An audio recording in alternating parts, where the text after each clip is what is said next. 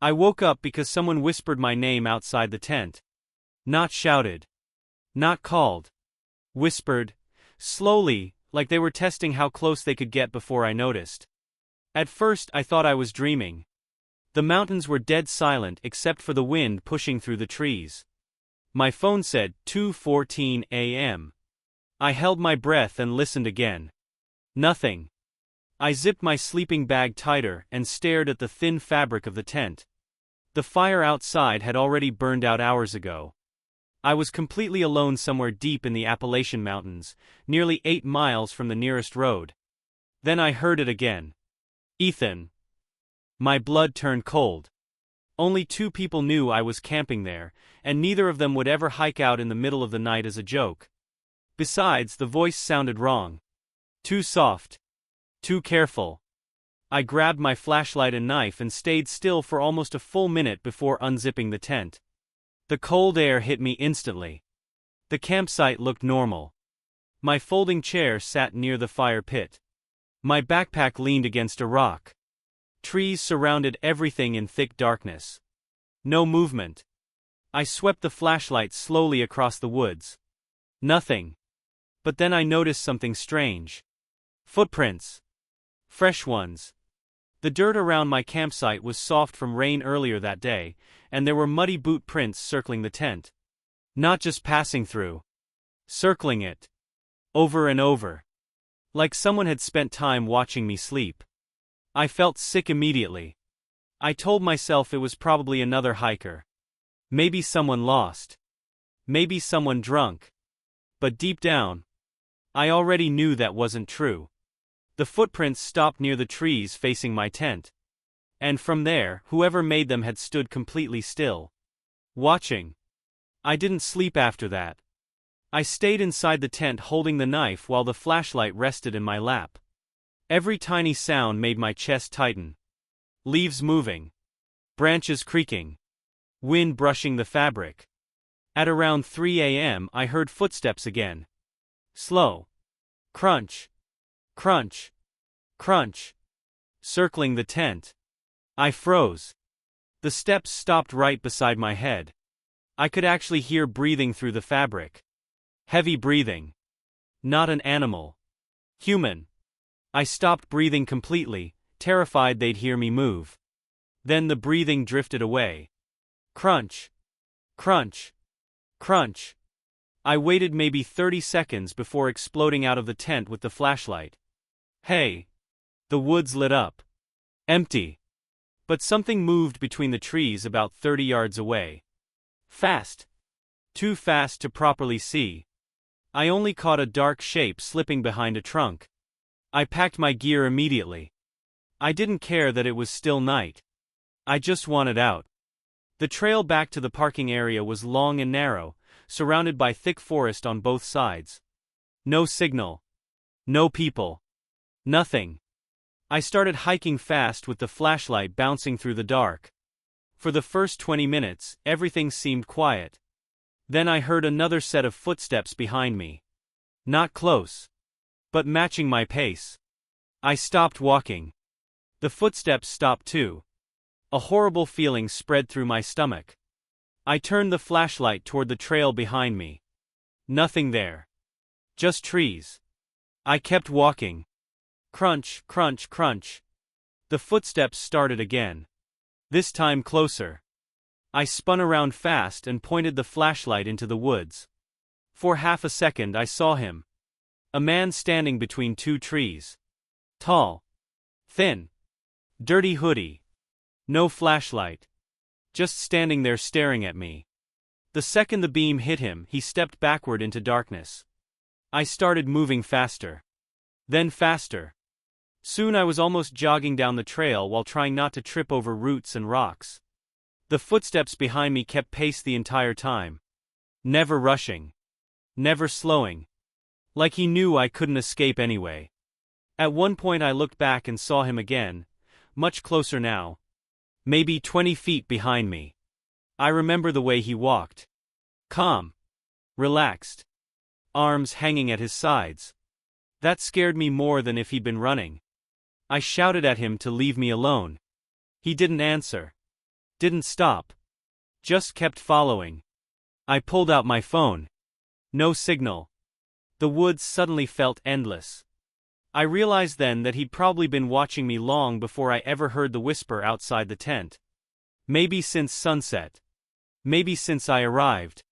I started running. Branches slapped my face as I sprinted down the trail.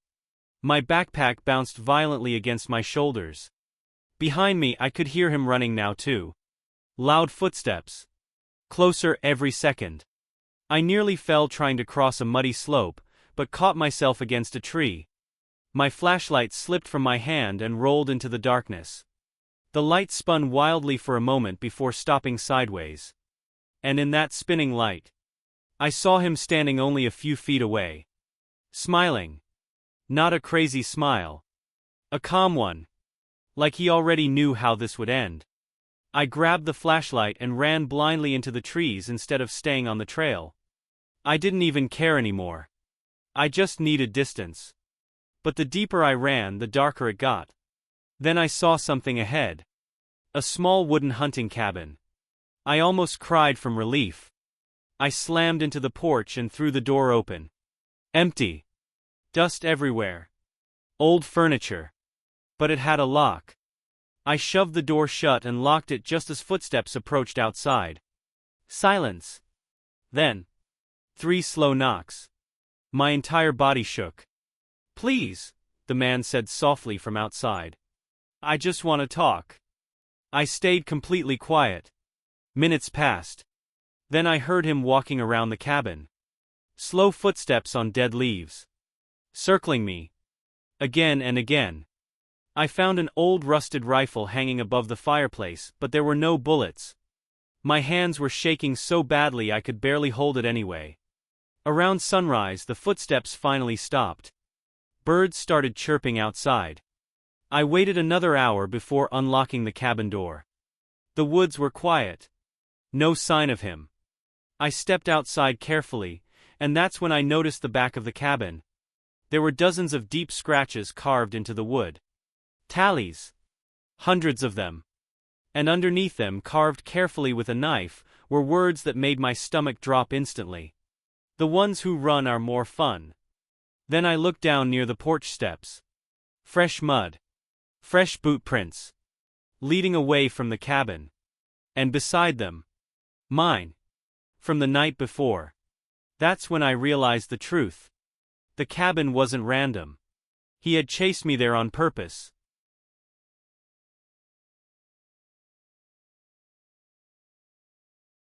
The first thing I heard was breathing. Not mine. Slow, wet, uneven breathing coming from somewhere outside my tent. I froze so hard my neck started hurting. At first I thought it was an animal. Maybe a deer. Maybe a wild dog. But then I heard footsteps circling the tent, careful footsteps, like someone trying not to make noise. I had gone into the mountains alone for 3 days to clear my head after a bad breakup. No phone signal. No cabins nearby. Just endless trees, rocks, and cold air. I found an old camping spot near a dried riverbed about 6 miles from the nearest trail entrance. The place felt wrong the second I arrived. Too quiet. No birds. No insects. Nothing except wind moving through dead branches. But I ignored it. I needed silence. That first night, I sat near the fire until almost midnight. I remember staring into the trees while eating canned beans, feeling like something was standing just beyond the darkness. Every few minutes, I thought I saw movement between the trunks. But whenever I looked directly at it, nothing. Eventually I crawled into my tent and fell asleep. Then came the breathing. I slowly reached for my flashlight without making noise. The footsteps stopped immediately. Silence. I clicked the flashlight on and pointed it at the tent wall. A shadow moved across the fabric. Human. I stopped breathing. The figure stood completely still outside my tent for maybe 10 seconds. Then it walked away into the woods. Crunch. Crunch. Crunch. The footsteps faded. I didn't sleep the rest of the night.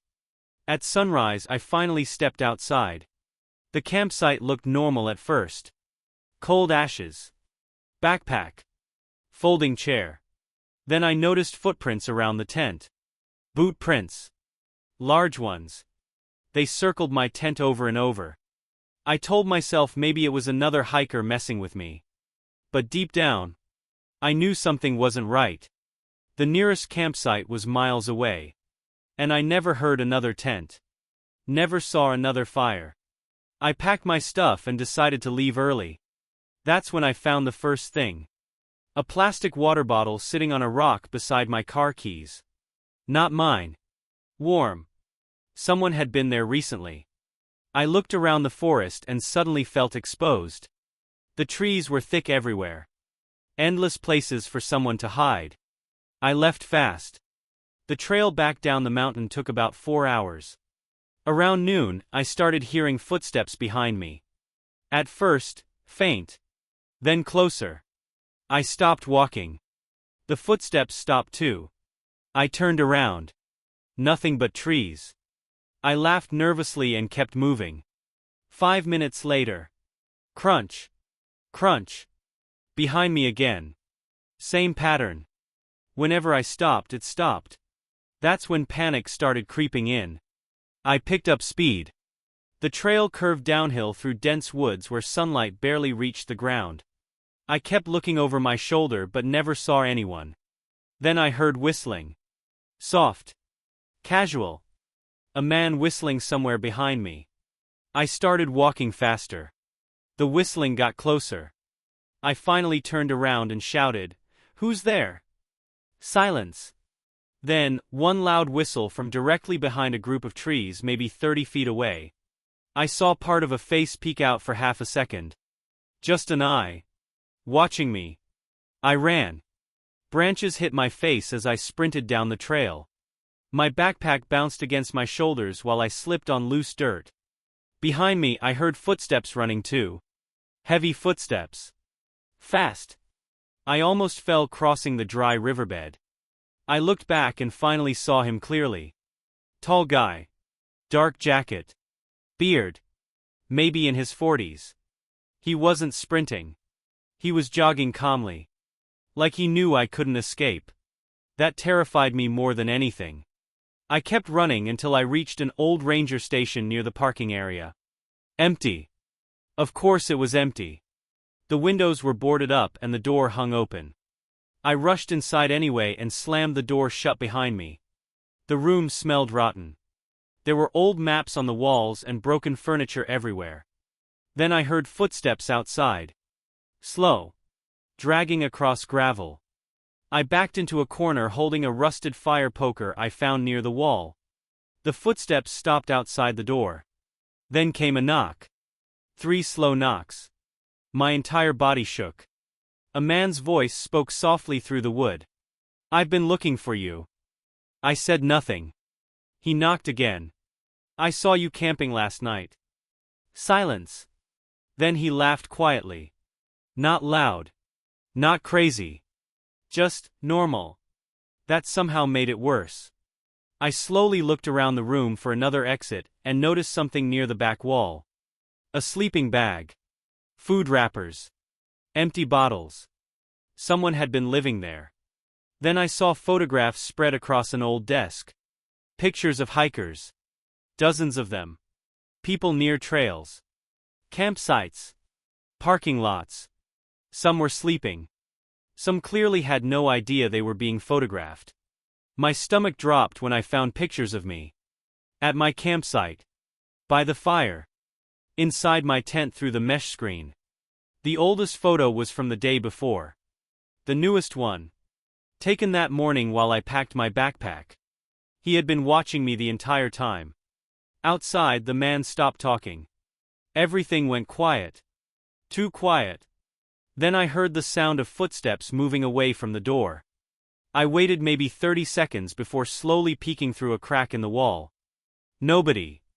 The parking area sat about 200 yards downhill through the trees. My car was still there.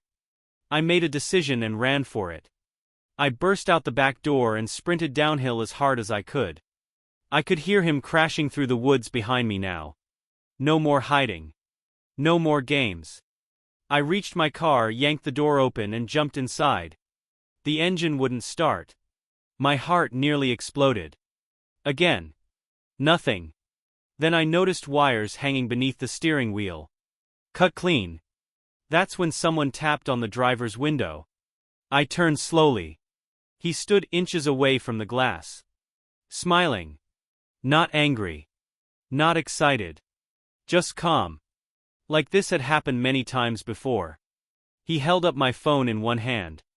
I had left it charging in my tent the night before. Then he pointed toward the passenger seat. I looked over. A hunting knife was sitting there. My knife. The one missing from my backpack. He mouthed 3 words through the glass. "You won't run." Then he reached for the door handle. I don't even remember grabbing the knife.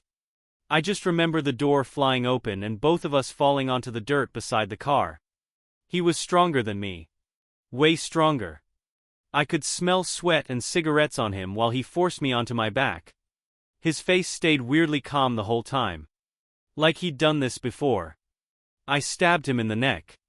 Once. Then again. And again. Warm blood poured onto my hands while he made choking sounds beside me. But the worst part, the truly horrifying part, was what I found in his jacket after he stopped moving. A folded map. Covered in names. Dates. Locations. At least 11 different campsites circled in red. And beside 5 of the names, a black line drawn through them.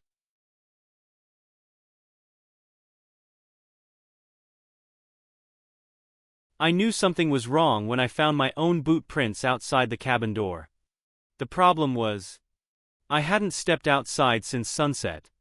At first I thought I was imagining it. I'd been alone in the mountains for almost 2 days, trying to clear my head after a rough breakup. The cabin belonged to my uncle. No electricity. No signal. Just trees, cold wind, and miles of empty wilderness in northern Montana. It was supposed to be peaceful. That night the temperature dropped hard. The kind of cold that makes wood crack inside the walls. I had a small fire going and was sitting near it, reading with a flashlight beside me. Around 11 p.m., I heard footsteps outside. Crunch. Crunch. Slow steps moving through snow. I froze and listened. The cabin only had one window facing the front path. I carefully moved the curtain with one finger and looked out. Nothing. Just darkness and snow reflecting moonlight. I told myself it was probably a deer or maybe branches shifting under ice. But then I heard it again. Closer this time. Crunch. Crunch. And then it stopped right outside the cabin door. I didn't move. I could actually hear breathing on the other side. Slow. Heavy. Like someone trying to stay quiet after a long walk. I waited for a knock. None came. After maybe 30 seconds, the footsteps slowly moved away again toward the trees. I barely slept that night. The next morning I opened the door and checked outside. Fresh footprints led from the woods to the cabin, then back again. They looked exactly like mine. Same boot pattern. Same size. At first I laughed nervously, trying to explain it away. Maybe I had walked around the cabin the day before and forgotten. But deep down I knew that wasn't true. The snow from earlier had covered everything overnight. Those tracks were fresh. I should have left then. But my truck wouldn't start. The battery was dead. I spent most of the afternoon trying to fix it. The nearest road was almost 10 miles away, and the forest around the cabin was dense enough to block sunlight in some places. By evening, snow started falling again. I went back inside before dark. That second night felt different. The silence outside didn't feel natural anymore. It felt controlled, like something out there was waiting. Around midnight, I heard movement behind the cabin. Not footsteps this time. Dragging. Like something heavy being pulled through snow. I grabbed the flashlight and kitchen knife from the counter. My hands were shaking so badly I almost dropped both. The dragging sound circled the cabin slowly. Then stopped beneath the bedroom window. I stood there staring at the wall, barely breathing. A few seconds later.